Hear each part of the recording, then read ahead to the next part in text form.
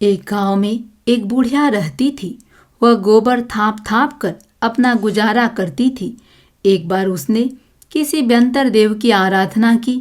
देव उसकी भक्ति से संतुष्ट हुआ। वह प्रकट हुआ। उसने बुढ़िया से वर मांगने को कहा। बुढ़िया होशियार थी। उसने सोचा, अवसर को हाथ से नहीं जाने देना चाहिए। उसने कहा, यदि आप मुझ पर संतुष्ट हैं तो मैं जब कभी कुछ मांगूं तुम मुझे दे देना। देव की शक्ति अपरिमित होती है। देवता ने कहा, तथास्तु। उसने 4 कोठों वाला एक सुंदर भवन मांगा। अनेक दास दासियां वहां रहने लगी। वह सुख से जीवन बिताने लगी। एक दिन बुढ़िया के घर उसकी एक पड़ोसिन आई। उसके घर की सज धज को देख उसे विस्मय हुआ। वह बुढ़िया से मीठी मीठी बातें करने लगी। बातों ही बातों में उसने जान लिया कि बुढ़िया इतनी जल्दी कैसे धनी बन गई। बस उसने भी व्यंतर देव की आराधना शुरू कर दी।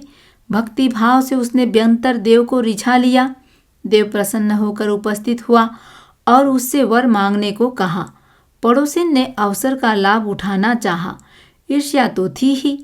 उसने कहा, मैं चाहती हूँ कि जो वस्तु तुम बुढ़िया को दो वो मेरे दुगनी हो जाए। वही हुआ।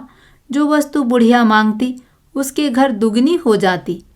बुढ़िया के 4 कोठों वाला एक मकान था तो पड़ोसिन के 4 कोठों वाले 2 मकान थे। बुढ़िया के 4 घोड़े और 8 बैल थे तो उसके 8 घोड़े और 16 बैल थे। इसी प्रकार उसके घर सारी चीजें दुगनी थी। बुढ़िया को जब इस बात का पता लगा तो वह बहुत कोढ़ी। वह पड़ोसिन के इस व्यवहार को सहन नहीं कर सकी। उसने व्यंतर देव से वरदान मांगा कि उसके 4 कोठों वाला घर गिर पड़े और उसके स्थान पर एक घास की झोपड़ी बन जाए। वैसा ही हुआ। उसकी पड़ोसिन के दोनों घर गिर पड़े और उनके स्थान पर घास की 2 झोपड़ियां बन गई।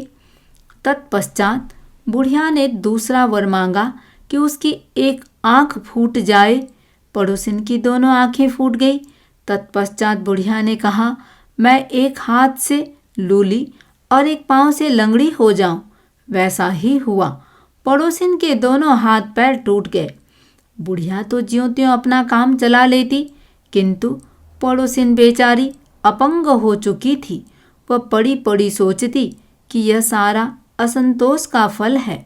यदि मैं बुढ़िया के धन को देखकर ईर्ष्या न करती तो मेरी यह दशा नहीं होती।